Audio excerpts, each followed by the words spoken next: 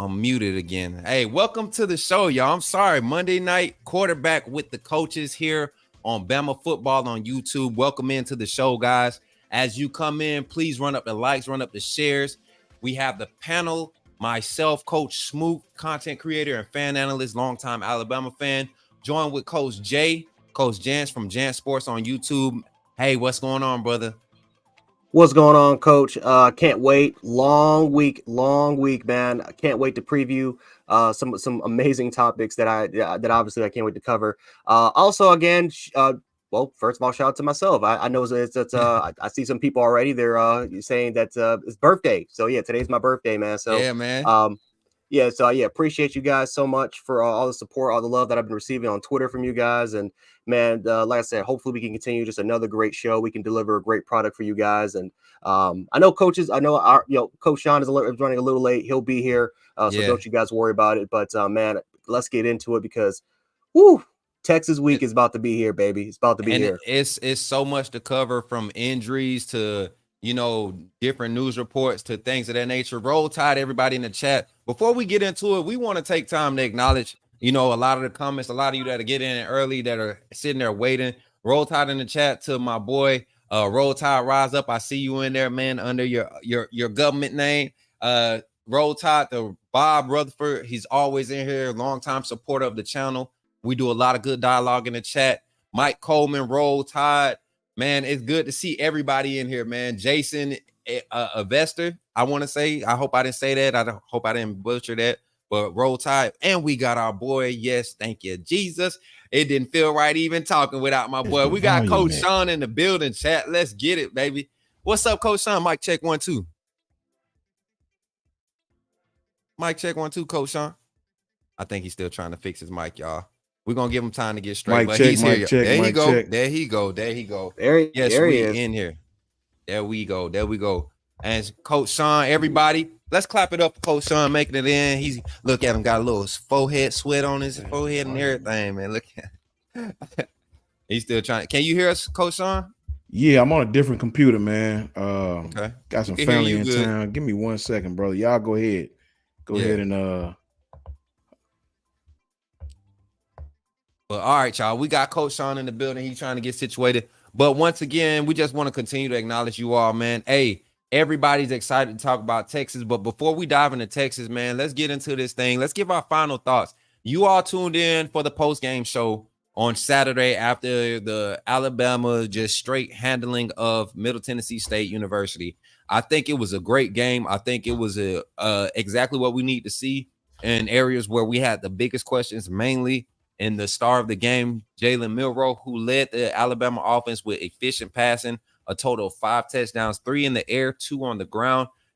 Final thoughts and reactions. Coach Jay, let me get what you're thinking about, man. How you feeling? Well, I mean, I think, like we talked about on Saturday, it was a great showing for Alabama, just trying to get back to and bring back the old standard, bring back that murder ball that we've always talked about for weeks now. It was a great showcasing. It was a great showcasing of some really, really good talent. Seeing Caden Proctor starting at left tackle, there was questions of whether or not it was going to be him or maybe Elijah Pritchett. So it was good to see Caden Proctor, and just overall to see that size, 6'7", over 360 pounds. That's a big man. He's going to be an absolute freak of an athlete and continue that bloodline of excellent fresh tackles that ended up being first-round picks in the future. But also, too, Jalen Milroe. Jalen Milroe had a heck of a performance. We all know this, and he improved a lot of his quarterback mechanics. He improved his base. He improved his footwork. He improved overall the accuracy, and overall ball placement too was spot on. Everything about Jalen Milroe, including decision making and just the overall composure, was really, really nice that I was able to see from Jalen Milroe. I think the most thing that we got to talk about though was the defense. Defensively, they were spot on. They were super aggressive, especially coming from our linebacker spot, because we all know last year's linebackers group, and it wasn't Deontay Lawson. We all know was the other number 10 that did not really do a great job or wasn't as aggressive of what a lot of Bama fans wanted. So to see not just Deontay Lawson and to see guys like Tresman Marshall out there, but to see an entire brand new rotation of players, to see Quindarius Robinson in the rotation, to see Kendrick Blackshire in the rotation, and you just see how freakishly athletic these guys were, as far as shooting the gaps, as far as playing, as far as in phase and coverage, and just overall being really good off-ball linebackers if you really need them to. I mean, we have a lot of versatile. We have a really good group of guys that are extremely versatile, and obviously they're going to be big for us.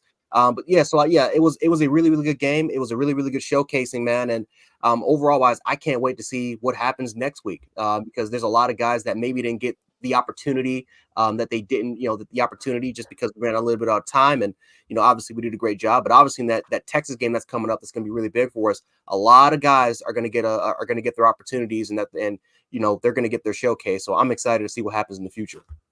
I'm right there with you, man. Coach Shawn, final thoughts, final reactions. Even I want to hear your point. Were you able to get to listen to the interviews from today? Yeah, listen to a few of them. Okay, give me your thoughts on Saban's notes from the game, his thoughts, and even with the players, man. How you feeling post game, and then with the interviews on today? Let's hear your thoughts, brother. I mean, the guys said what I thought they would say. I mean, they kept it nice and politically correct. You know what I mean? I think my final thoughts is, as I've been saying, Milroe, I mean, it's one game. I watched LSU and Florida State last night. I watched Texas. I watched Ohio State. I've seen everybody that played this weekend. You know what I mean? So if we're going to kick his back in for one game, we got to give his roses for one game. We all know it's not a finished product. I think we all know that. My final thoughts would be, for what we had to do and the team we had to play, I think Jalen did just fine. He did just what I wanted him to do. He came out, he scored touchdowns, 5 total, didn't turn the ball over at all. So anytime you can go into a game, no matter who the opponent is, and not turn the ball over, I think that says something. The D-line, I still have my reservations about how we played on the interior. Injuries, that's a big thing, man. I think those guys have to come out and at least try to play if they can. But all in all, man, I think the offense played well. I think the defense played well. We all know it could be things better. We all know the play is never right where you want it to be. I analyzed Texas thoroughly today on offense. I wanted to really, really, really break down and see Coach Sark on offense. I know how he was at Alabama, but he has a little bit different personnel at Texas. So I wanted to go out and see what he did on offense. So I'm satisfied, man. I'm satisfied for one game against MTSU. We did what we were supposed to do, and I'm totally satisfied with that.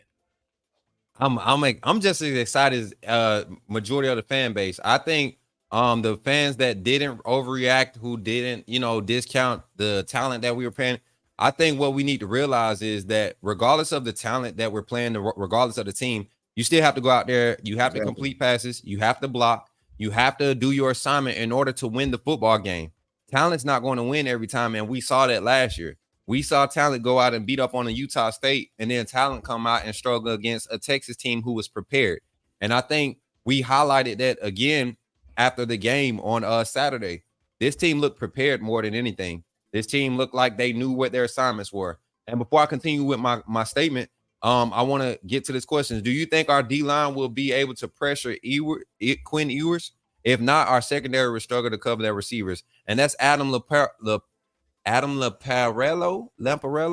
Appreciate the $5 super chat, man. To coincide and answer your question all in the same. Like I said, I feel like our team was more prepared than I've seen in the past maybe 3 seasons. I mean, just literally knew what the game plan was, knew what their assignments was, knew what the objective was. Even in miscues, you saw that like with Earl Little and the Earl Little and Terry Arnold mix up, where Earl Little didn't jump the slant route on the goal line play.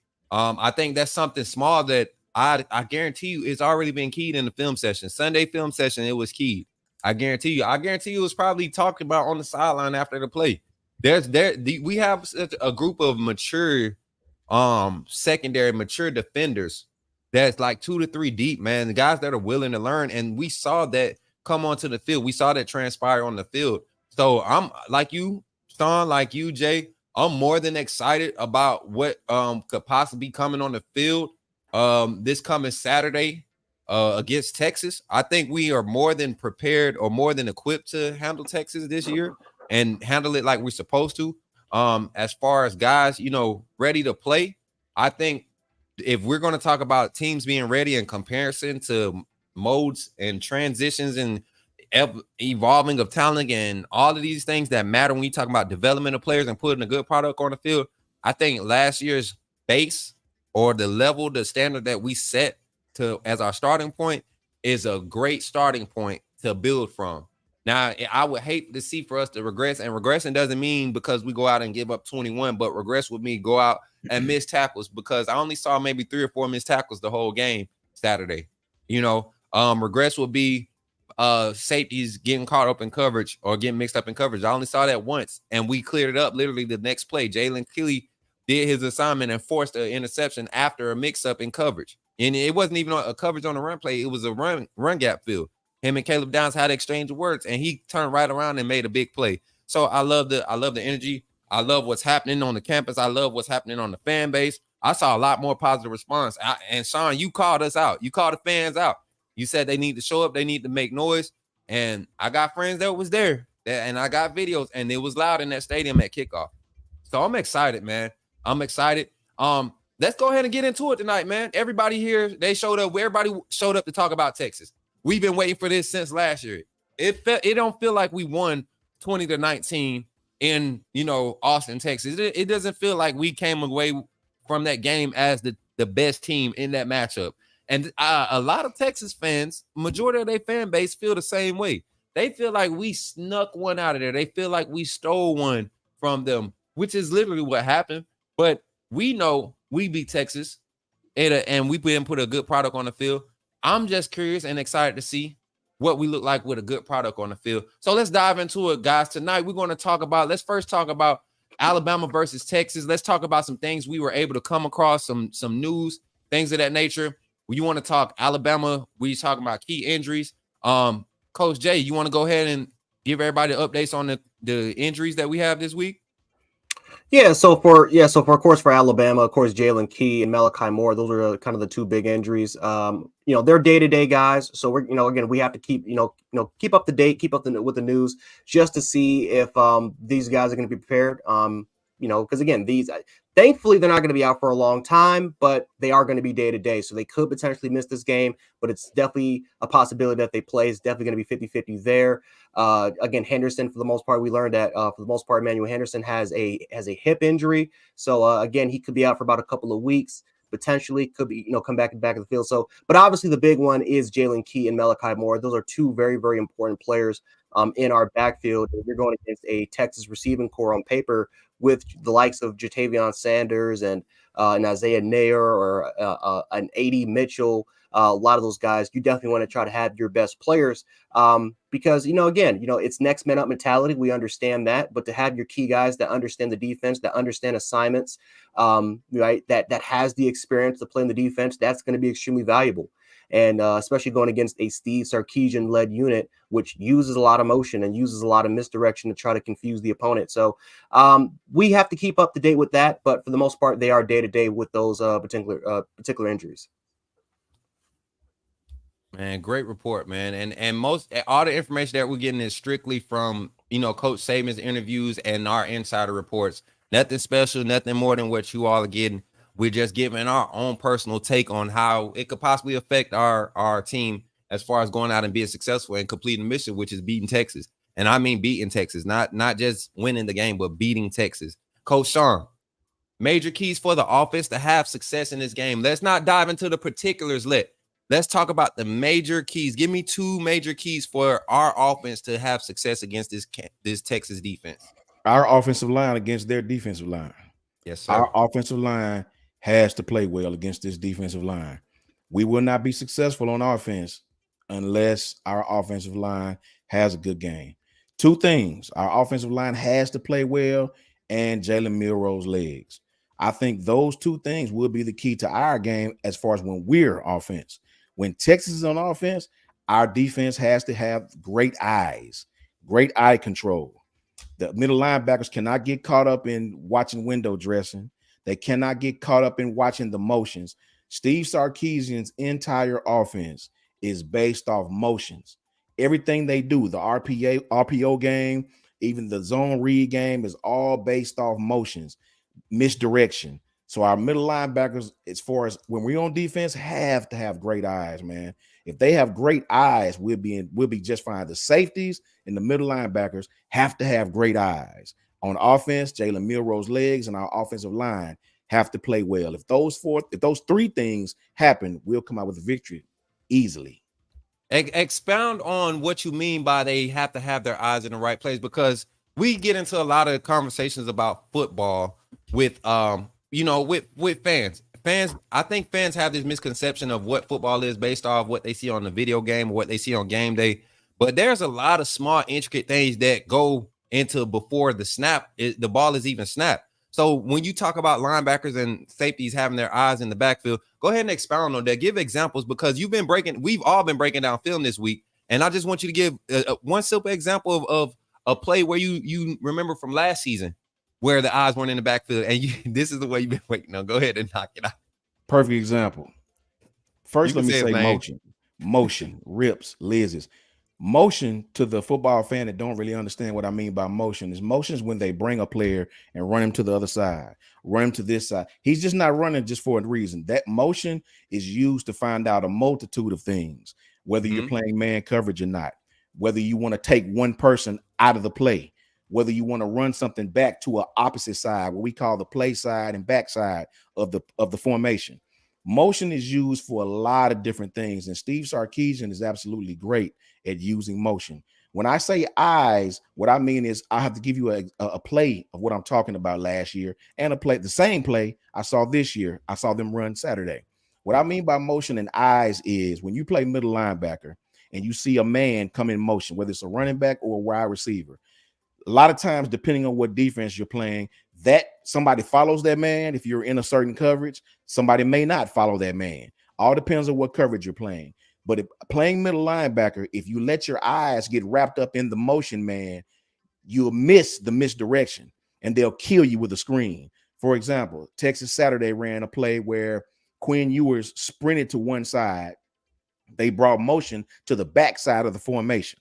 The middle linebackers for Rice got caught up in the motion, watching the motion man. The whole time Quinn Ewers throws a screen, we call a bubble screen, hot screen, shotgun, quick screen, back to the play side of the running back who didn't go in motion. Right. They faked the RPO to him, ran him on a wheel route out of the backfield, hit him behind the line of scrimmage, actually, before he even cut up field, and the guy took it about 60 yards for a touchdown.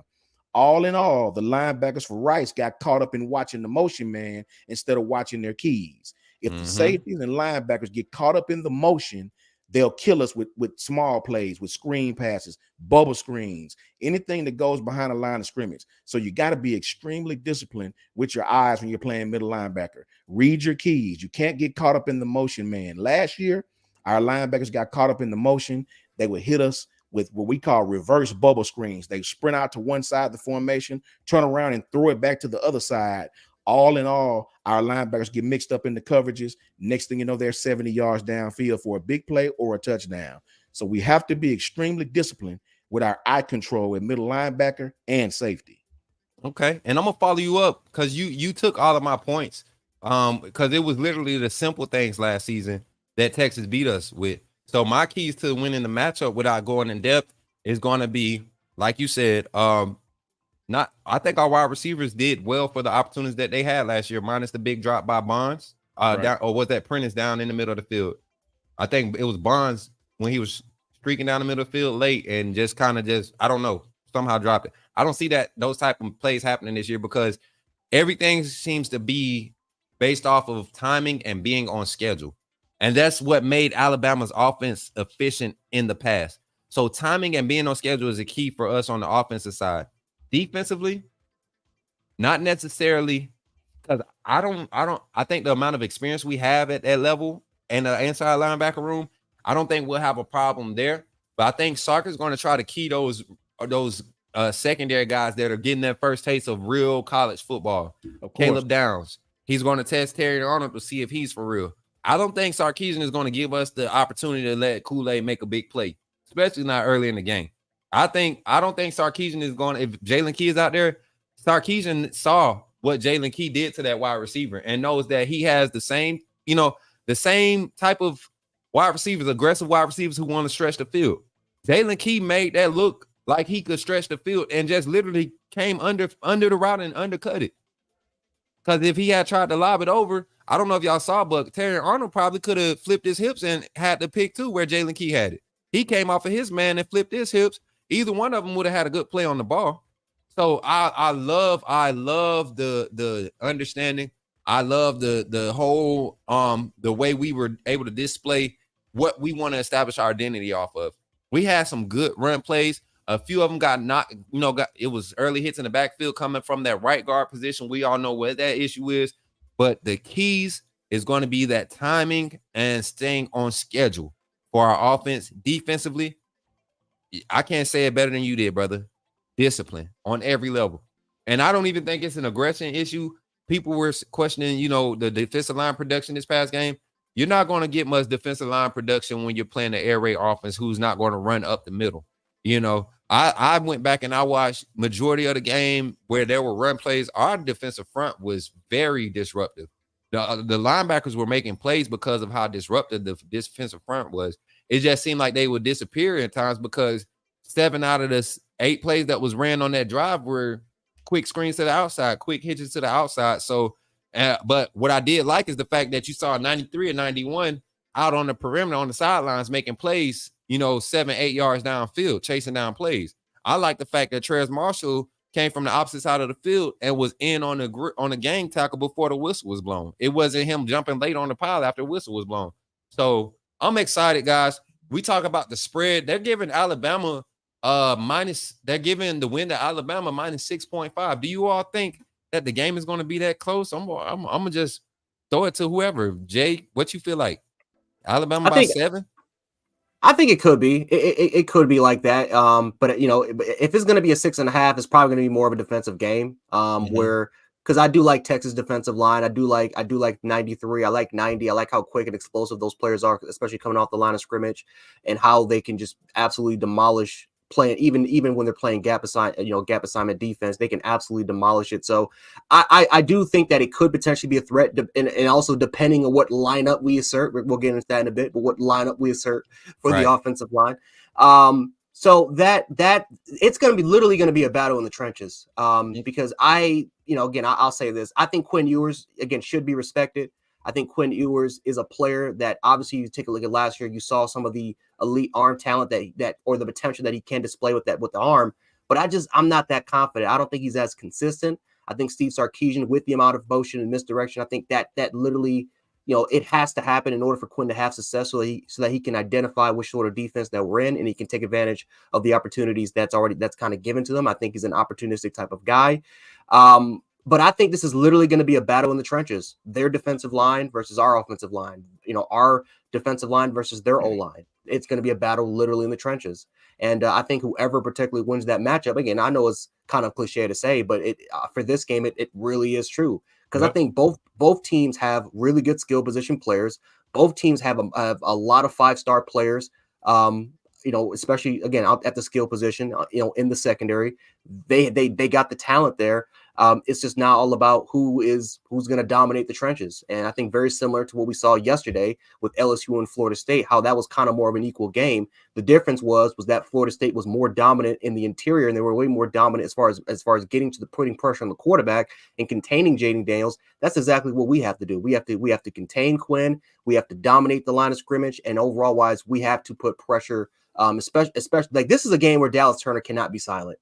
He can't be silent in this game. Dallas Turner, Chris Braswell, both those guys have to get after it, because that's kind of one of our biggest issues last year was that Dallas and Will weren't as disruptive and as dominant as we would expect them to. So I say Dallas was very impactful last year against Texas. It was Will Anderson that disappeared and showed back up with the penalties and put us in bad positions. And Dallas, even the face mask against Ewers last year, with Dallas Turner, his aggressiveness was unmatched. And he was going against a solid right tackle, solid left Christian tackle. Jones. Jones. Yeah. So I mean, I think we see a big night from Dallas. I think we see a big night from the defense. Coach Shawn, do we cover the spread? Do we just cover the spread, or do we pull away? Do we barely win? Give me some insight, brother. I think we cover the spread. And I'd like to take the other side of what my brother Coach Jerick said. I do think Quinn Ewers, man. I'm on the Quinn Ewers train, man. Shout out to Always Believe in Alabama before I get started. Huge fan. Great guy in the chat, man. Shout out to you, brother. I am on his train, brother, because I saw that guy pick us apart in man coverage. I am on that guy's train because I know Coach Sark know what we like to play. Coach Saban is stubborn. We're not going to switch it up for this team. I think Quinn will have an opportunity if we don't play sound in the secondary to make some plays against us. Coach Sark is a brilliant offensive coordinator, man. He uses his tight ends a lot. The guy will bring motion. He'll line up in 12 personnel and run the tight end down the seam. So yep. I do think, that guy, I think his name was Jatavius Sanders. Yep. Yes. Just ran up the seam, misdirection, and then Jatavius just ran up the seam wide open. Facts. I do think Quinn, because we're going to play man.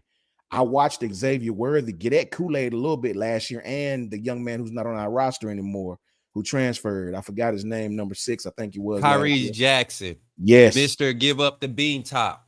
Yes. 24/7. He going to get bean top. Yeah, exactly. I think if we don't get pressure on this young man, we will be in a little trouble. I think the key, just like Jerick said, we have to get pressure on Quinn Ewers. Not even sack him. I mean, just get pressure on him, hit him a little bit. You know, we don't have to sack him every time. Just cause some disruption. Don't let that man set his feet. Don't let that man get a clear alley, a clear passing lane. Get your hands up on a defensive line. Yep. I do believe if we let that man sit back there, he has potential to hurt us. I do believe that. I do believe that, man. And that's my biggest concern. My biggest concern is not the secondary. My biggest concern is we get enough pressure on that man to where he's not comfortable, because Sark is going to come out and try to get him in a rhythm.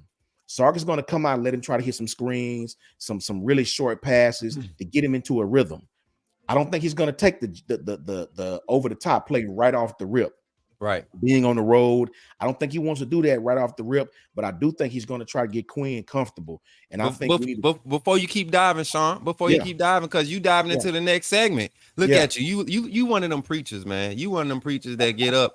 And you ain't supposed to be preaching yet. We supposed to be taking fired up over here. Look, we supposed to be taking up offering. But chat, you all are sharing your thoughts. Let's acknowledge some of these comments, man. I saw some pretty good ones. Here we go. I seen this one. This was my main point, Shawn. And me and you said this, with all the concerns and all the legitimacy that we've been mentioning, all the realistic things that can possibly be a concern. This is my main thing. This ain't no Pete Golden defense from last year. Kevin Steele in this defense, I don't think he held his cards this past weekend against Middle Tennessee State. And like you said, Saban is not going to change his style of play calling, or allow his style of play calling to be changed or put in position to be dictated ever again like it was last year. We're talking about opponent defensive production like we've never seen under Coach Saban. And it ain't like we didn't have the talent. We had the talent on the roster. Scheme was horrible. The timing of play calling, the timing of a blitz, the type of blitzes you're sending. You're whenever you want to get pressure on the quarterback, you don't send one of your bookends. You send both of them jokers. You let them jokers have terror on the tackle, that running back that's trying to chip them. You let that tight end, you let them beat them up. That's how they get down late in the game. Those guys are getting tired of having to deal with them swims and them bull rushes and getting put on their back and grabbing for jerseys. Man, Dallas Turner, we say Dallas Turner disappeared last game. Guys, go watch Dallas Turner. Go watch the snaps. Dallas Turner was putting a hurting on them tackles, man. Any gap contained, he was snatching dudes around, ragdolling people. It's one of the things where the scheme just didn't fit for him to have a big game. And early in the game, he showed what he could do. The first almost sack was by Dallas Turner. He beat the guy off the edge so fast. I don't think Middle Tennessee State coach was trying to allow that to happen all night. They got a full season to play. They was trying to collect that check, show what they could do, and that's what it be. Play it safe. They played a solid game for like 8 minutes. I give them that. 8 minutes, but we just came out and focused. So let's get into it, y'all. Tonight, we're going to get into it. Let's talk about some of the keys. We're going to get into some matchups, y'all. And I want to start off with and Coach Shawn, I want you to follow up with whatever I don't touch that you feel like you need to touch. So tonight we're going to talk about the coaching battles. I want to talk about the keys in order for Coach Tommy Rees to have success against this Texas defensive staff. Mind you, this Texas defensive staff, they have a defensive coordinator, co-defensive coordinator, and a pass game defensive coordinator. You know, it's one of them things where they have like a conjoined concept. And when you have those type of things, and I believe that's what made Texas secondary look very confused against Rice. Those guys were not dominating in the passing game. They were if anything, their front kept them fresh and kept, saved them from a lot of opportunities that could have been big plays early in that game. And JT Daniels, he was exposing it early. It's just, athleticism, difference of talent, it started to show up. And at the end of the day, that's what it is. Go ahead. What you got to say, Jay? I see you down there. Coach, real quick before we get to Shawn, listen, I will say this. Coach Jeff Choates and Pete Kukowski, different philosophies. Oh, yeah. Two different defensive philosophies that they both approach. So that's one thing I was able to notice against that Rice game. That's if you look at their history, they defensively, as far as co-defensive coordinators, and especially the type of units that they run, two different defensive philosophies. You can just tell that they had some disagreements earlier on in that game. Yes. Even in the second half, there was a lot of athletic plays being made by Texas defenders, and mostly up in the front. And I don't think we have the same caliber of offensive line, even with Dallencourt, being that right guard right now. I don't think we have the caliber of offensive line that Rice, has. So I'm more confident into seeing this battle with Coach Rees's play calling, how he implements his strategy, how he implements the run game, what pre-snap motions is he providing for Jalen Milroe to get the exact or get a good guess on the coverage that he's about to be exposed to. I'm excited to see Jalen Milroe process information on a more advanced scheme, because Texas was running this exotic scheme. It didn't look impressive because, like me and Jay was both just saying, you could tell there's conflict. Guys aren't comfortable. Their secondary was giving me reminiscent moments of Alabama's defense last year. Guys asking questions when the ball is being snapped. It was plenty of times where you had one corner, already down, ready to press, and another corner on the other side, still asking for the call from the safety. So I'm glad to see that, we have that continuity on the offensive side, even on the front. Dalcourt being blown up has nothing to do with the chemistry of the offensive line. That's just showing that he's not the fit for that assignment. I guarantee you, we pull Ferguson in, we have a different type of result in the pass game. I do think we're going to have to be more aggressive at running the ball at their defensive lineman, not trying to run away from them. We all know the more time you give a defensive lineman to roll through his attack, his pressure, the stronger that attack or pressure gets. And the way you eliminate that is you get the ball at him quick. You don't give him time to react. You slow him down by making him have to get out of what he's comfortable with doing, and that's running the ball at him. So, Coach Shawn, that was my take for the offensive side as far as what we got to do initially to see Tommy Rees have success against this defense. In the passing game, what would you like to see? I think Coach Rees need to get the guys ready to be blitzed a lot. I think these guys are going to bring a lot of pressure on Jalen Milroe. I really believe that. I think they feel if they can knock Jalen around a little bit, I think that would be something that I would do if I was playing against Alabama. As far as the passing game goes against Texas, when I watched Texas late in that game, Texas was in nickel a lot. I seen them in nickel, 5 DBs a lot. So I don't quite know if they'll run that against us. I don't think they will early. Me neither. But I think they will go into nickel sometime during the game, especially if Jalen Milroe has some success. I'd like to see us sort of same game plan we had Saturday. Let him get in the rhythm. You can run screens all day, especially with people who bring pressure. Anytime you can run the screen play, you in good shape. Coach Shawn, yes, I did notice that Rice ran that 12 personnel formation with the when we had knee black in the H-back position. Oh, you was on the phone? You had muted yourself. Yeah, my fault. But I noticed how Texas was playing it. If they play that type of gap containment with Knee Black and Lewis, if Tommy Reese doesn't key that for Jalen Milroe, I think we struggle. But if he starts to hit that early and allow those two guys get the ball in their hands early, and that weak tackling I saw in the secondary from Texas against Rice, I think that's a big factor. But continue, man. I just want to point that out because that nickel set, that 3-3-5 that they were in, it was so much space in between. It was like 8-yard, cushions, 9-yard cushions in their base nickel. And I was like, what is that for? I would love to see our tight formation, our shotgun tight formation against that, Exactly. And I feel like Coach Steele on the defensive side of the ball, he's got to be ready for those motions, man. He got to be ready for those motions. He got to be ready for multiple looks and different type of motions and screen passes and bubble screens. And he will try to attack the perimeter. Coach Sark is going to try to attack the perimeter. Guaranteed. He's going to try to get our linebackers running sideline to sideline. So it's going to be a chess match, man. It's going to be a chess match, but I feel good about Coach Reese. I feel good about Coach Steele. I feel very, very good. I feel good we're playing them so early in the season. It's like I said, I think the crowd would be the key, man. The crowd has to come out and do their part against Quinn Ewers. You have to help us make it tough for that guy. That's what it is. Okay. And here on this show, we not just biased Bama fans. We love football. So Coach Jay, can you give us one key that you think Coach Sark is going to try to expose for them to have success against our defense? Since we're talking about battles and offensive styles and that thing, let's get into the matchup, the key offensive matchup. I think we just talked about that. Okay, here we go.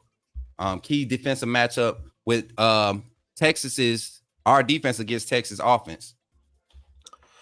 It's going to be very interesting. Again, we talked about a lot of the misdirection and obviously the motion that they love to do to try to find the correct matchups and to find those mismatches, especially if we get caught in man. And I think one last year that was kind of a little underappreciated, it was underrated, and I was actually kind of shocked that Texas didn't really attack it as much, was Jatavian Sanders. Jatavian Sanders had really had some awesome matches, especially when he was up against oh my goodness, I forget. No, it wasn't Henry T. It was who was our other? I forget. I'm already forgetting the name. Jalen Moody. Yes, like he had matchups, those one-on-one matches with Jalen Moody whenever we had motion and we were caught in man. And for some reason, Quinn didn't see it. Quinn didn't see it. Now, a big reason why was because Xavier Worthy was simply streaking down the field against either Kyrie Jackson or against the young Kool-Aid, who just wasn't ready for the moment. And obviously, that's where we had a big part of why we had 15 penalties in that game. Of course, with a lot of the holding and pass interferences that were called. But I would expect a lot more key matchups with Jatavian Sanders to try to get him out and open in space. I do know they like to run 12. So I wouldn't be surprised at all if tight ends are definitely going to be matched more. I will say this, though, is that I think that Texas will underestimate our linebackers because I think we will be getting a lot more matchups. And I think that with Quindarius Robinson, with Deontay, we have the personnel and we have the speed that can literally, what do you want? You can line them up as an edge, drop them back 10, 15 yards in a hurry. You can line them up in the middle and just and simply cover the hook. They'll be fine there. They can cover the flat and get a little deep, and it can get a lot deeper than that as well, right? I mean, again, me and Coach Boo, we talked about this backstage, but there were times where linebackers were literally stride with their receivers, stride for stride. So they're going to I'm telling you, they're going to get matchups with our linebackers, and I'm telling you, they're going to underestimate the speed and the athleticism that we already have. Listen, Jalen Ford, out of all the linebackers between Texas and them, they have the best coverage linebacker by far in Jalen Ford. He's the best coverage linebacker, I believe, in the country. But we are very, very underrated as far as that aspect. I think that they're going to underestimate our speed. And I'm telling you, Jordan Whittington, Jatavian Sanders, and I think I forgot the other tight end. I think his name is Burmy. For 12 personnel type of situations, I'm telling you, they're going to underestimate, and I think they're going to get caught lacking a bunch of times. Shawn and Jay, that's what I wanted to highlight when you talk about the matchup. I think Texas thinks they're going to be able to have those same type of mismatches because, one, we have a lot of youth as far as playing experience on the field in those positions where we struggled at last year. And I don't think Sarkisian respects this defense I don't think he respects Coach Saban enough. Sarkisian and Coach Kiffin are two of the most bold coaches when I'm talking about play calling wise. they're the two most boldest because if they can get you reacting to their scheme, to their game plan, you've lost half of the battle. That's just how they don't want to call plays to score the first 3 plays of the game. But if you do allow a score in the first 3 plays, there's a mental thing that they tend to do with their offensive play calling. They tend to get you all spread out and out of sorts, thinking that they trying to go over top again, give you the same formation and just gut you. I don't think we chance it by allowing them those opportunities this weekend. I think we send pressure. I think Kevin Steele, I mean, I don't know if you all paid attention to the new cheetah package. We had Blackshire, Turner, Lawson, Marshall, Braswell, and Robinson out on the field. You had those 7 guys, and you had Otis, and then you had your 4 cover guys. It was like, because you have 2 linebackers on the field that can cover. So you got you know your 1-5-5. That set is going to be crazy hard to protect against. And I saw a lot. We're going to get into this, but I saw a lot of sluggishness across that Texas front, especially on the interior. So I mean, I like our chances offensively. I like Tommy Reese's chances to show what he's capable of. I like Jalen Miro's chances to I think one thing we missed out, and that's what I was going to allude to, Shawn. You made it a point. Jalen Miro using his legs. It was a lot of plays last year where if Bryce would have ran early in the game and took those 4-7 yards, maybe 12, because they're not first down.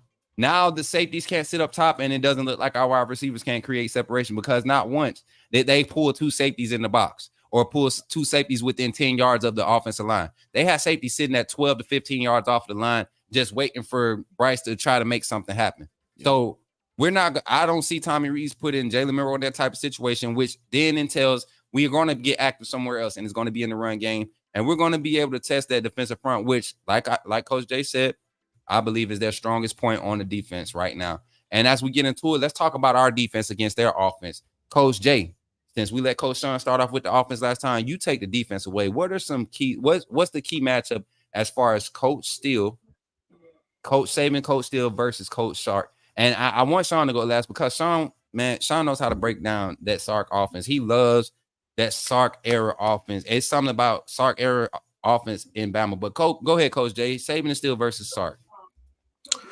Ooh, it's gonna be extremely interesting, man. I think that's gonna be a heck of a battle versus Sarkisian.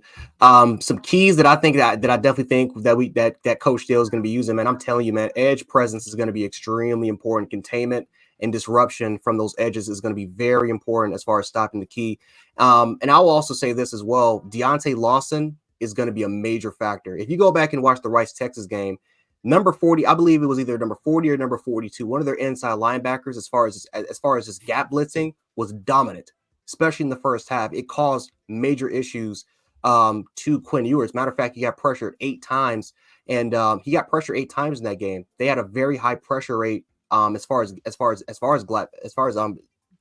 blitzes goes, and the fact that Texas couldn't really pick up a lot of those gap pickups, that's I ain't gonna lie to you. I was my mouth was water. I'm telling you, man, like Boys to Men goes, man, when the water runs dry. I'm telling you, that was happening with me because I'm smiling. Now, of course, they didn't have Cole Hudson. I don't think Cole Hudson played in that game as well. So again, that could be huge because he's a very huge impactful player, especially what they have in the interior. But the fact that Texas was struggling when it comes to their pickups, and they were struggling with edge pressure because Kelvin Banks and Christian Jones, who are 2 of their best tackles, were struggling. Like Kelvin Banks, we talked about this before on the last show, but you have a player in Kelvin Banks who stuffed 3 first-round defensive linemen. And against that Rice game, he looked slow. He looked sluggish. He didn't really look like he really had that much of a strong base. The kickstart was pretty slow. Like something was off about him. So I don't know if that's an injury issue or maybe it just wasn't off, or maybe it was just an off game. But especially with our players in our front, we're so much faster. We're so much more athletic, and we're so much more aggressive than Rice. And I think Kevin Steele and Saban are going to take a look at that. They can game plan around that, and I wouldn't be surprised at all even if they send all the motion in this direction. If we say, you know what, we're going to be way more aggressive. We see certain holes and weaknesses, especially in your interior, that we can take advantage of. And man, I'm telling you, our linebackers are going to have a very, very big game, I believe, in this for this matchup against Texas. You know what, Jay? Before we let Shawn go, I think something that we don't want to highlight or we tend to forget when you talk about the interior, DJ Dale, um, Justin Boygby, and who was the other guy? It wasn't Byron Tim Young. Smith on the other. Yeah, Byron Byron Young. Young, Yeah. That was 78 Justin's best game. exactly. And that was literally one of those things where Jaheim Otis didn't touch the field to the second half. And when he touched the field in the second half, we saw the impact he made. Yep. Literally, him and Justin Boygby allowed Byron Young to have the big plays that he ended up having in the second half of that game. You know, even set up plays when the other number 10, name we won't mention, couldn't finish plays, you know. So it's one of those things where we personnel wise, I don't think we hold our cards to this week. I don't think we hold our cards. And the mismatch is definitely in the interior. I'm looking at the weakness that they have. This DJ Campbell kid was getting 8 up at right guard by a defensive end. I mean, all he was doing is crashing inside and just blowing them up like Downcourt was doing. And so if a defensive end that's as big as our outside linebackers and Dallas Turner and Quindarius Robinson, the defensive end at Rice, 6'2", 245 is blowing your right guard up and pushing him into the pocket like that, I am scared for what's going to happen with Jaheim Otis gets a hand on him or have to get a body on him and a stunt, or you have to try to clean up or try to stop Trez Marshall from coming in on the, you know, cleaning up hole up on a stunt, a blitz. Like it's one of those things where, man, just knowing Kevin Steele's tendencies and everything, I'm excited about. Coach Shawn, give us the keys, man. This is what you've been waiting on. Break it down for us because I don't want to take your answers this time. I'm gonna let you do it, but go ahead, bro. For me, man, it's about penetration. It's about penetration. On the defensive side of the ball, we got to get penetration on the defensive front. Texas is a RPO team. They're a motion team. They're a spread a la power formation out of the shotgun team. 2 split backs in the shotgun. They run a lot of RPO, a lot of option routes. Penetration, man. We got to be able to get penetration between the tackles. We got to be able to play the gaps very, very sound. We got to be able to do our job. Also, safety play. Our safeties have to be disciplined in this game, man. If our safeties are not disciplined, this team will hurt us. I'm telling you, this team will hurt us. And defending the short pass. Quinn Ewers loves to throw the short pass, the skinny post, the short slants. They throw those all day and try to get their players in one-on-one situations against our defensive backs. Our secondary is going to, if we are physical the way we were Saturday, we'll be fine. Our secondary is going to have a lot of opportunities this week. So for me, that's the name of this game. We got to play sound defense. I think Coach Steele understands that this is a motion team. Don't get wrapped up in all the window dressing. I think if we play sound fundamental football, we should be fine. To Jerick's point, that was a great point, man. I think that if we put pressure on these guys, pressure, crowd noise, and being sound, disciplined, fundamental football will bring us the win this week. You better believe it. A big win at that, because you know consistency with the small things produces big results. Exactly. We've seen that. We've seen that. We saw that last week against Middle Tennessee State. Guys consistently keeping their eyes in the right place. Exactly. After a while, you're not going to get it on the first pass. You might not get it on the second or third. You might just be only being there and being able to make the stop. But seeing tendencies and taking that coaching and being able to retain that, it plays in the snaps, because quarterbacks, they once you show a quarterback something, they hit it a few times, they begin to have like this false image of things being open. And sometimes it's good and sometimes it's bad. Sometimes you have the ability to throw things open that aren't there. Sometimes you get a little bit overzealous and you're throwing bad passes. So hopefully we can get this guy into some situations where we're creating opportunities where he's thinking he's seeing one thing and it's really just exactly what it was. You know, we playing type match zone. You know, I like how we played match zone last game. Since you know we're talking about the offensive side, I mean our defensive side having success. I think what we go into is last year they killed us on a lot of crosses, a lot of mesh routes, you know, and it wasn't even rub routes. It wasn't pick routes or anything. Guys were just, you know, when it's time to pass it off to the linebacker, our linebackers were not receiving those exchanges, you know, and safeties on the switch release. Tennessee did it to us a lot. They saw Texas do it to us 3 or 4 times. Yep. They did it to us 10, 12 times because we refused. Our defensive coordinator refused to make adjustments. So I think this year we keep it simple. You saw a phase of it on the goal line play between Terry and Arnold and Earl Little, where Terry Arnold in phase switched off. Shouldn't have had to been a call. It should have been automatic because the outside receiver crossed Earl Little's face before Terry Arnold switched off. He made sure he crossed, and he was on top of the inside receiver releasing outside, which we call a switch release, inside out. They switch on their release. So it was a good thing to see that concept is being a little bit better understood, especially by Arnold. We know he's a starter, so that's good to see that. Let me say this, Coach Smook, before you move ahead, on. brother. That play you brought up with Earl Little was outstanding. That was outstanding because I watched Travis Hunter for Colorado be in that same position, same sort of play, and the linebackers were so disciplined for Colorado, it gave the defensive back time to cover. Yeah, exactly. Instead of following the receiver, he jumped the route. Jumped the route. The linebacker play allowed him to jump that route. And he intercepted the ball. So that's the difference. You're right. That's the difference in those two. And Kyle, Shawn, the thing about it is the conversation was had as soon as the play was over with. Coaching is not waiting to get to the sideline. It's literally you had I want to say Murphy. Was that Sean Murphy? No, that wasn't Sean Murphy. That was Trez Marshall was playing that side. He had an assignment. So he was telling, hey, if I got containment here, if I got an assignment here, you have to front that. You can't sit back on it. You can't wait for me to cover under. You have to jump it. And Earl Little, that's what he wants to do. You remember it was on an out play, but he jumped the route. He gambled on jumping the route. And you could tell that's his nature. So I think it's about them first game jitters, like Coach said in the press conference. And I believe Earl Little was the guy he was talking about. He feels like guys are going to continue to come along the more reps that they get. So I'm excited for the matchups. I'm excited to see the coaching.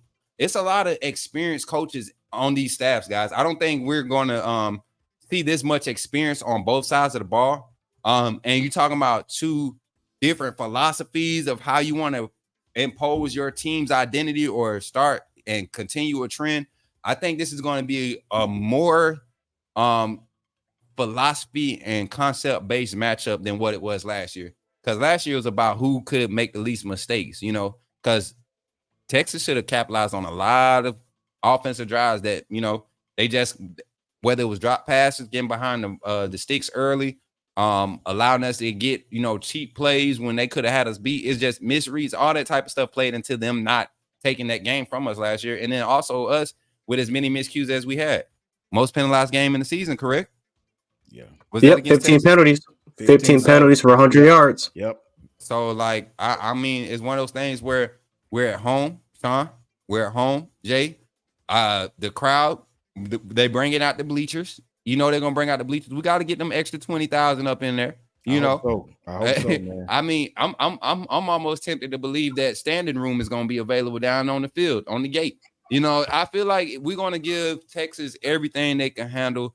And if we are locked in and keyed on our concepts, on our game plan, this can get ugly. Third quarter. I feel like a third quarter pull off, Alabama 42, Texas 17 type junk. That's the type of energy I'm getting, because I just see a different look in this defense's eyes. I see a different look in Coach Saban's eyes, his demeanor, his response to the media. So I'm excited, guys. I'm excited. Before we continue on, let's acknowledge some of our fans. Shawn, what you want to acknowledge, man? I know you always watching the chat. You always give good talking points to acknowledge. Have you seen anybody that we can jump on real quick before we continue? Yeah, I seen my man Always Believe. He always has great quotes. My man Buck, home field is worth 6 points. He always has great points. We got a super chat too. Hold on, Quentin right here with the super chat. Let's get this super chat up real quick, and then you can go ahead, Shawn. Best case for y'all is Jalen to scramble.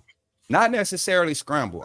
Let's attack this real quick. Not attack it, but let's acknowledge this real quick.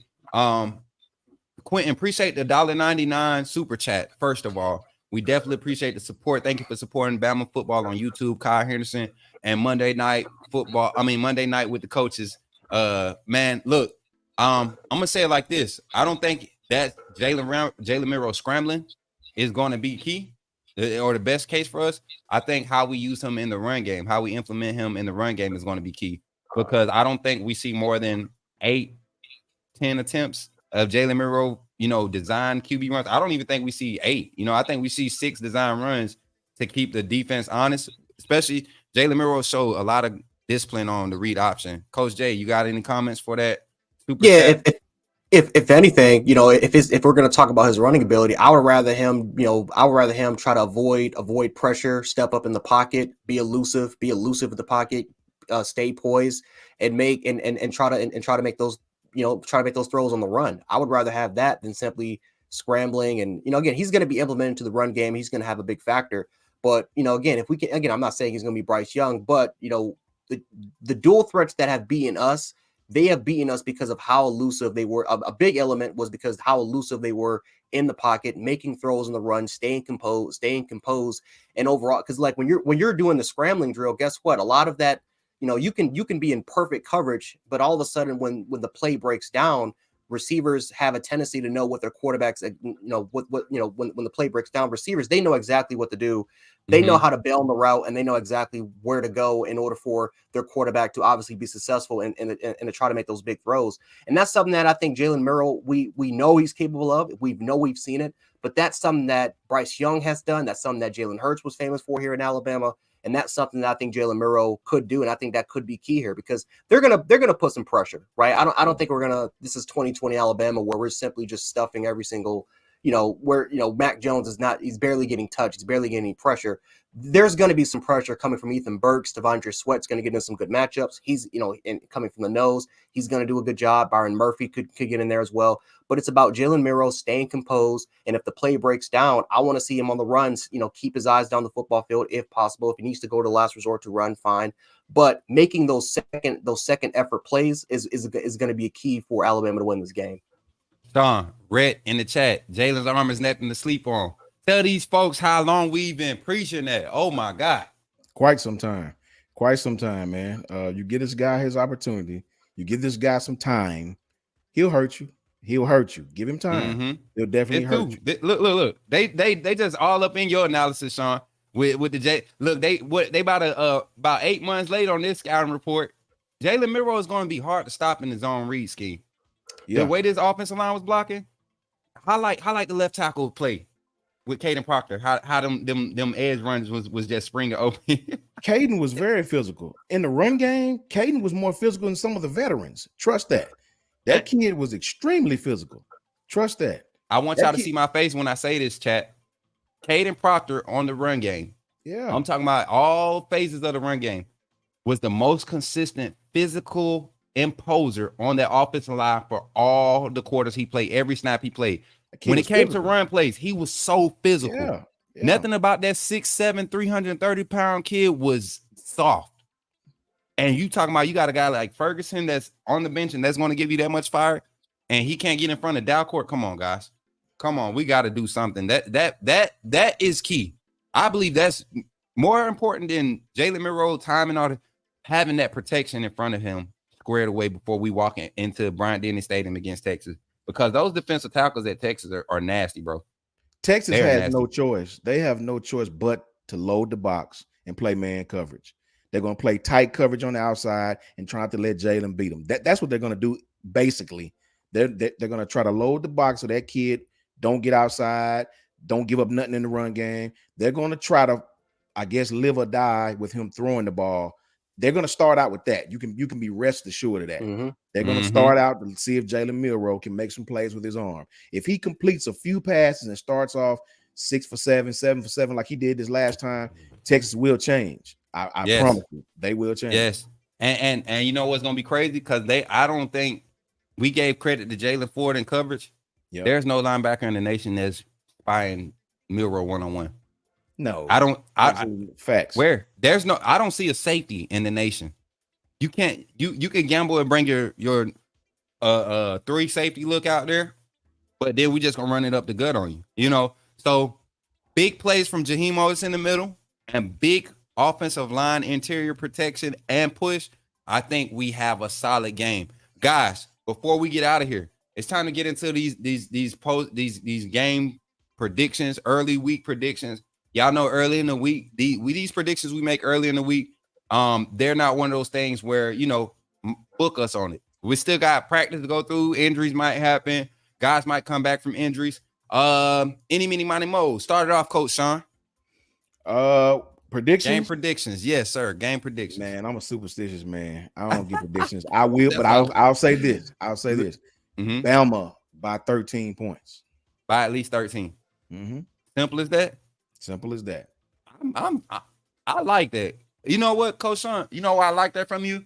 Because so much just that what we've been able to talk about tonight, when you talk about scheme schematics, you talk about the pendulum, momentum questions being answered. Yep. If it carries over from last week, I could see us by, I'm not gonna say mine, but I'm right there with you. Coach J, talk to us, buddy. 28-17 Alabama. I think they pull away with it in the second half. Okay. I think oh, my fault, go ahead.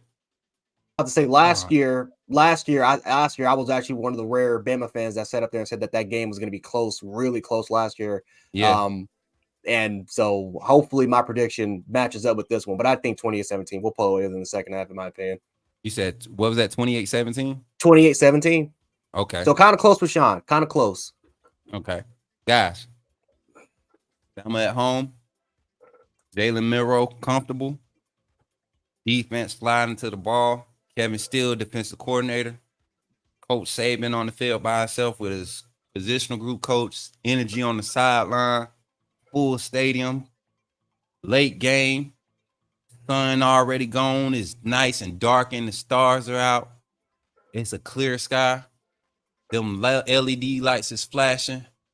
That one kid with the freaking shirt off got the paint on and is halfway sweated off because he been out drinking too much earlier and he's ready. I got Bama 42, Texas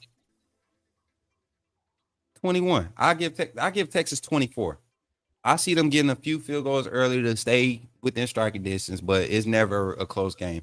The score is going to be deceptive. Us giving up 24 points is not going to be 24 pressure points. I don't see them ever coming within 13 of us after the second quarter. Third quarter, I feel like it's going to be a drag show, guys. I feel like we're going to pull away and we're going to handle this team like we were supposed to handle them last year. Defensive play calling is going to be crazy. I'm telling you, AJ said I'm smoking. Yeah, we're going to be smoking them Longhorns, AJ. That's what we're going to be smoking, man. Roll Tide and chat. Appreciate the Texas fan for the Texas fan base for pulling up tonight. We was talking to some Texas fans in the chat after the game the other night, and we even had a guy call in that on the call-in show. What was that Sunday, Shawn, when he was the guy from South Korea? And he had some good insight, and it wasn't just the fact that he was making it to where it seemed like Bama had advantage. It was more so calling it like it is. You know, we called out Dalcourt. We called out, plays where guys had miscues. Texas fans act like Quinn Ewers was 6 for 6 on his deep passes. This is a statement I want us to touch on these last few minutes before we close out. I saw this on a Texas message board, okay? And I want y'all reaction to this. It's funny to me. All right. O-line looks shaky. Quinn Ewers, 19 of 30 for 260 yards with 3 touchdowns. May seem like a solid day at the office, but there's no denying that the redshirt quarterback was inconsistent throughout the first half and was showing the same signs from last year, and questions are still unanswered about his accuracy on the deep ball. What I saw from Alabama was guys playing in the face on the perimeter, guys attacking the ball when it was in the air, guys not holding. Things that killed them last year were just not being displayed. I think we're in trouble going into Tuscaloosa, and if any Texas fan thinks otherwise, they might need to reconsider their fanhood. You know what's funny? I think I actually know who that is too. I think I actually know who that is. That's you remember I read the part that I was looking at earlier. I just went back and I was like, oh snap, I gotta click show more. And that's what we show more of. So what's your reaction to that, man? No, that's a Texas fan statement, just so y'all know. Oh, I know. I have a great feeling. I know somebody that's on those boards. If anybody that's on that be in the Twitter spaces, you know who I'm talking about. But Mm-hmm. no, Mm-hmm. I'm not surprised by that, man. I mean, like I said, there are some Texas fans that were greatly concerned with Quinn Ewers, just his overall lack of consistency. Just didn't really feel that as composed. Was missing a lot of wide open targets. And he had the correct matchups. Again, I don't know if it was just something wrong with his mechanics. I don't know if, again, maybe it was the receiver's part. But he just was not on it until the second half. Again, give credit to Steve Sarkisian and Texas for making some in-game adjustments in order to make Quinn Ewers a lot more comfortable. But if Quinn Ewers needs that much help in order, for him, in order, for him and Texas to have a lot of success, and that's a problem. That's going to be a problem, because that's why Texas lost as many games as they did, with even when Quinn Ewers came back from injury, come back from Hudson Card.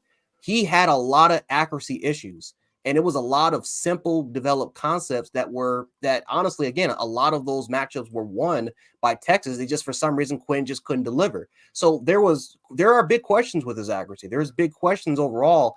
I mean, again, Texas defense was fine. Last year, they were really, really good. Last year, they made a lot of big improvements overall with their speed, their athleticism, their ability to get home to the quarterback. They again, I think the issue that happened with Texas years ago is exactly what how it's kind of fixed with us is exactly what Texas was last year. It was a lot more simple, and it was a lot more understandable for these players. So honestly, that offense has got to pick up the slack, because you have an all-star crew full of receivers. But if you don't have the quarterback that can deliver them the ball on a consistent basis, then you're going to be in big trouble, especially against us. Facts, man. Coach J, reaction to the Texas fan overreacting, because you were one that that was a pro. Don't believe the juice. Don't look at the Kool-Aid. It's a different flavor than what it looked like. So, how you feeling about this Texas fan? Even though he stated some facts, he brought some stats in it. How do you feel about it? I don't fall for it one bit, brother. I'm gonna tell you why. I watched that game, man, and Sark called it an extremely vanilla game. Extremely vanilla. Even some of the deep balls that Quinn missed, it was 2nd and 3, and they went for like a 40-yard play action RPO game. He did miss some balls, missed some guys coming across the middle when the right guard gave up pressure. I think my concern with Quinn is this is a big game for Texas. Those guys will be ready for this game. It's true what Jerick said. They sort of lost focus down the stretch, got beat by teams they shouldn't have, and that could possibly happen Saturday. I hope it happens Saturday, but I don't think Sark is going to allow these guys to come into Alabama and sleepwalk. I do not believe it. I think he's going to put these guys in position based off what he knows that we like to do. And I think Quinn's not going to have a horrible game like that. I think if we go out there and we do not take care of our business, and we get a couple of penalties here, and we get out of focus, we stay in phase too long, all the things that we did down the stretch, we're going to be in some trouble. I think this team has the potential to beat us if we don't play Alabama football. Quinn is the quarterback. This kid, and it's so crazy because it all depends on which Quinn Ewers shows up. Is it the Quinn Ewers Saturday that was cocky and trying to fit balls in places they shouldn't have been, or is it the Quinn Ewers that comes out, takes what the defense gives him, takes the positions that Sark put him in, for what it is, and makes the plays that they're in front of him? So I don't buy it, man. I got a lot of faith in that dude, Quinn Ewers. I just hope it ain't this Saturday. I hope we get pressure on that guy, mess with his confidence, hit him a little bit, rough him up a little bit, and hopefully he'll throw us some of those balls. Facts. I'm right there with you, Shawn. The only difference is I don't believe in the pudding. I don't believe in it. I honestly, I went back and I watched majority of the plays from last year's game, Texas against us offensively, because that's where they really killed us at. It wasn't even defense. Defensive play calling, I didn't even care to watch, because I don't see us running near that type of scheme, especially early on when Bill O'Brien was having success with the run game and totally went away from it. Like, that made no sense to me in the first quarter. So it's one of those things, man. I saw the same crossing patterns. I saw tight ends, inexperienced tight end trying to do the crossing mesh pattern, and really should have been called for, illegal downfield blocking. It was a play where, and Quinn Ewers, I know this was Rice, and 2nd and 3, you going for a 40-yard bomb, but when it's there, you take it. Yeah, you hit it. He missed 6 of those, man. He 4 out of the 6 were wide open. 2 was contested. 1 was very underthrown. 3 of them were overthrown by like 7, 8 yards. Like, you don't come into a game against Bama and clean that up, especially with the type of pressure. We know one thing for sure. We all know, all 3 of us on this panel know, Kevin Steele and Coach Saban are bringing pressure. They're going to bring pressure. I don't think we play soft. I don't think we will, like you said, the opportunity when time is there is the consequences of allowing a quarterback like yours, that type of time is very, very consequential. And we don't need that early in the game. So I think we eliminate that early to the point where in the late game, we force him to go over top. And like this fan said, if he can't clean that deep ball up, which where our weakness should be, being that that's where the least amount of experience is, you talking about, possibly Christian Story and maybe Caleb Downs having to be your starting safeties. That could present a problem. Christian Story been there for 4 years, but he doesn't have a lot of meaningful game time. Caleb Downs is a true freshman, had a strong soaring, but he's not going to see this caliber of offense. He didn't see this caliber of offense last year. So I could see where we could have questions, but I think the front saves us and allows that secondary to grow, just like Georgia front did with their secondary last year. They had such a dominant front seven. It was hard to even see what their secondary was about because they weren't really getting tested. And when they were, you had true freshman Malachi Starks just showing his range and being able to recover and, pick off bad balls from pressure. So I like that, man. So what you got to say, Shawn? To the young man in the chat, D Senior, I think it is. He says Rice is way better than Middle Tennessee. Newsflash: 2 years ago when they played last play, Middle Tennessee beat Rice, brother. Do you research? Yeah.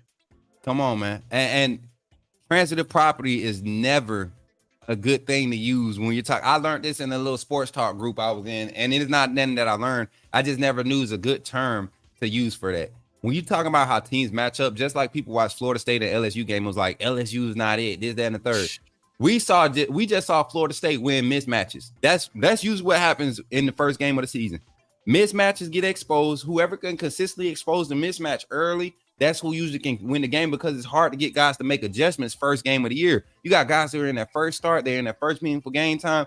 Like, it's hard to get them off of the game plan to make those adjustments. It's very few teams that could get plays to turn and adjust on the fly like that. So I'm not buying the Middle Tennessee State was better than Rice. That's how we're going to get no, I'm looking at scheme. I'm looking at what Sark did last year. He did the same thing against Rice. Majority of his play calling was the same against Rice as he did against us. Same formations, a lot of the similar motions. I think he's going to attack us out of those spots differently. But you talking about general scheme, we're going to see a lot of what we know from Sark. Just as much as we know Sark knows our defense, I believe Kevin Steele and Coach Saban knows Sark's type of offense, because guess who Sark's offense is branched off of? Lane Kiffin. Guess who gave Lane Kiffin the worst offensive production game when he was at Auburn? Kevin Steele. You get what I'm saying? So it's like full circle when you talk about these staffs. It's just the game of chess. And I think that's where Nick Saban went out and he made those calculated moves to get the people on the staff. Now, look, everybody, I know we've been dragging on because we're excited about this game, but we have over 300 people in the chat, man. I want y'all to run them likes up. It's free. It's something that just shows us, the panel, Kyle Henderson, who provided this platform for us. It shows us that you appreciate the content. Even if you don't like it, give a thumbs down. We want to know why you don't like it. Comment, subscribe, continue to share the content, man. And don't forget, Kyle will be on tomorrow. He'll have a lot of content being posted today. Turn those notifications on. Make sure when you hit the notification, the bell is colored in. If you're on a computer, if you're on a PC, on your phone, it'll tell you notifications on. Guys, we have Texas this weekend. You guys got our scoring predictions to end the show. We're going to go with Coach Jay. Give me your offensive MVP and your defensive MVP. All right. Offensive MVP, I'm going to go with Amari Niblack. I think he's going to have a huge game here. I think Tommy Rees is going to have a lot of those matchups with those tight ends. I think they're going to be fully unleashed. I think Amari Niblack is going to have a great game here, especially with the mismatches with their linebackers and with their nickelback. So I'm excited. I'm really, really excited to see what happens. But Amari Niblack will be my offensive MVP. And then defense MVP, Let's go with Jaheim Otis. I think the interior is going to be really, really important, especially when it comes to disruption, because that's exactly what we need. We need to disrupt, especially coming from the interior. Jaheim Otis made a big impact last year during that Texas game when he came in for DJ Dale, who for God knows why was favored by every Alabama staffer. I have no idea why, but not in this game. Jaheim Otis will be starting, and I think he will be a mismatch for their center. I don't know if Cole Hudson's coming back, but again, DJ Campbell playing at that left guard spot. Man, I think, man, you try to double team him, he's going to kill it, especially when it comes to a gap assignment football. So overall wise, I think Jaheim Otis, he won't have the monster stats, but he'll have a big impact in the game. That'll be my defensive MVP. Jay, 10 seconds to acknowledge this comment right here on the screen in front of you. 10 seconds. Oh my goodness gracious. I can't, man. Okay, I knew I wanted to let you try. We're gonna let him ride. Shawn, go ahead, man. Offensive, you want it? Here you go. It's time to do it. Look, I can't even, man. He's trolling. He got to be trolling. Not a 5-star JT Daniels who done went to 4 different programs. Shout out to D Senior, bro. I like you, bro, but you should stick with basketball. Stop it. Stop it. But anyway, my MVPs, I really don't know who the MVP is going to be, man, but I can tell you who I think needs to have an MVP game for us to win. Mm-hmm. For me, I think Jermaine Burton. Burton needs to step up in this game because he's not going to get double covered at all in no type of way. Jermaine Burton, if you watching, brother, you got to dominate your opponent. They're going to check you in man. You got to work your DB. Jermaine Burton on the offense, on the defense, Quindarius Robinson. Quindarius Robinson needs to have a great game for us. He was by far the best pass rusher to me consistently Saturday. Quindarius Robinson needs to have an MVP type game, and my X factor is Jalen Milroe's legs. Those 3 things, Bama wins, period. Y'all see my face? Because every time I let Shawn go before me, he had me throw me a curveball. I have to reset. So offensive MVP, I'm gonna go with I'm gonna go off schedule. I'm gonna go with the running back room. The whole whatever running backs are put on that field, I'm gonna need at least 4 yards carry average. Every carry, I need the running back room. I feel like offensively, our offensive line is going to be put to the test to lean on those guys early and see what type of push we can get. But overall, I think it's the running back room. And I think we see that defensively. I'm going to go with the coverage with our top side, our safeties. I think the matchups, whether we have those guys walking down to the tight ends and covering Sanders, I mean, I want to believe that Kevin still won't put Downs up against a Sanders on that type of look. But I honestly believe if we had to have a true freshman out there to do it, Caleb Downs would be the guy you want out there to do it. Because coverage wise, he may not be big enough. Nobody in the SEC is going to be big enough to, just lock that dude down. You're going to have some type of technique. Caleb Downs is a smart enough kid to get out there and do it. And my X factor for this game, I'm going to go with Amari Knee-Black. He's the mismatch as far as lining up and going up against Texas' offense. I think Amari Knee-Black is the mismatch and the X factor for the game because he just presents a different element. I don't think people realize this guy's I think he ran a 21.9 or 21.9 200 meter in high school. His senior year, 21.9 200 meter. That's you talking about 6'4", 245, 250, stretching the field like a big wide receiver. Everybody was, giving the kid Wilson, number 4 from Florida State, giving him them props, some 6'7" guy. Everybody giving him his props for how he can, move the ball, create a big target for the quarterback. We saw the finesse side of Knee-Black against Middle Tennessee State. We're going to see him make a lot of key catches this game. And that's it for me, man. That's it. The X factor. I think we're going to see another thing. Hot take. I think we're going to have 2 100-yard rushers against Texas. And majority of this run game is going to come off of big plays. One at the beginning of the game, somewhere in the first quarter, first half, and first drive. If we receive the ball, first drive coming out of the second half, I see something big happening for one of the running backs. And maybe Jalen Milroe might be the other 100-yard back. I see him busting a 71, or maybe that's the running back just busting them holes. So I'm excited, guys. I'm excited. Alabama is ready. I think Coach Coach Saban is more ready than anybody. Honestly, I think he's ready to show what we've been working on all off season. He feels the energy these guys feel. So while in our closing, guys, hopefully you all enjoyed the show, man. We appreciate y'all for showing up. Hold on, Coach Jerick, you got something? We had a super chat. Oh, my fault. Where it was at the top. The Texas. There it is. Quentin. Yep. Here we go. Let's talk to him. He want attention. Xavier Worthy, AD Mitchell, JT Sanders. Well, we're very familiar. I guarantee you we're familiar. That's the thing. I don't think we were as prepared last year. I don't think last year's team was mentally there. I think last year's team expected a Texas team to come out and fear the Alabama A on the front of that jersey and on the side of the helmet. I mean, and those numbers on the side of the helmet, the names on the back of those jerseys. They didn't try to impose their will early in the game. And their lack of focus came back to bite us. Schematically, we weren't there defensively. So that's where I'm at with it. Shawn? Tell him Kool-Aid McKinstry, Terrion Arnold, and Caleb Downs. You get familiar. Hey, you know what I've been seeing? What I've been hearing in practice, Shawn? Trey Amos walking inside to the nickel this week. I believe it.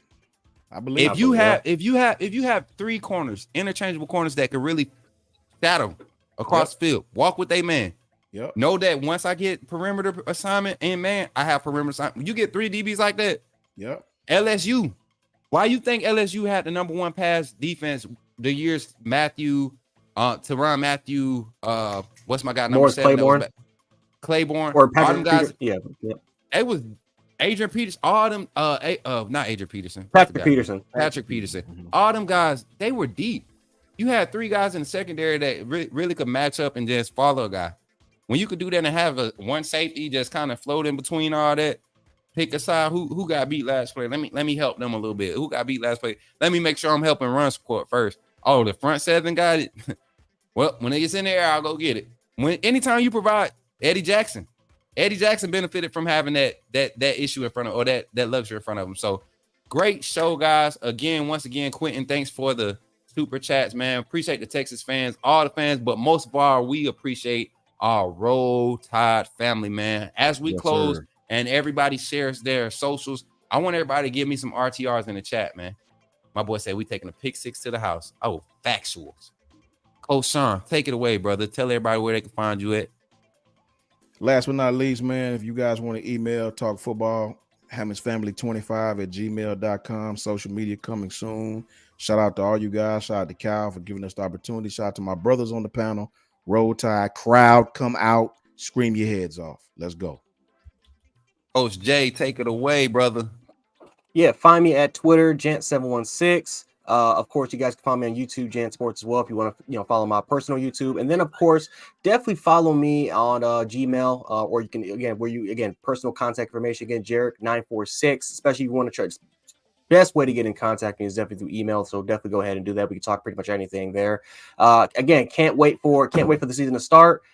Can't wait for Alabama to potentially beat Texas. Hopefully we can beat Texas, right? Hopefully my prediction is kind of wrong. Hopefully we can blow them out, but it is what it is. Whether if it's a close score or whether if it's a blowout, for the most part, if Alabama can win, that's all that matters. And then I think most importantly, for the most part, want to thank Kyle Henderson, want to thank Shawn, want to thank Coach Smook. Again, you guys were awesome tonight. And Bama fans, appreciate you guys for all the love and all the support. Hopefully we can continue this again moving forward for the post game, and hopefully we get that W. And last but not least, yours truly, Coach Smook, man. I don't know. I think I'm a little bit more thankful because these guys make it easy, man. We kind of got put in the fire with this show, and the chemistry, the ability to not want to hog the mic, it's natural here, guys. I love talking football with these guys. Literally, we have the show before the show in the green room. Everything, the way we handle it on this panel and how we do things is how we are in the back room. So when we go live, it's no necessarily not a script or what who's going to say what. We just vibe off each other, and it's hard to find guys like that, man. It's hard to find guys like that really understand football and could see the different sides of things and just take advantage of what's happening before us. And that's what I'm excited about for Alabama football, y'all. I think Alabama football has returned to the state. But find me at Coach Smook on everything, y'all.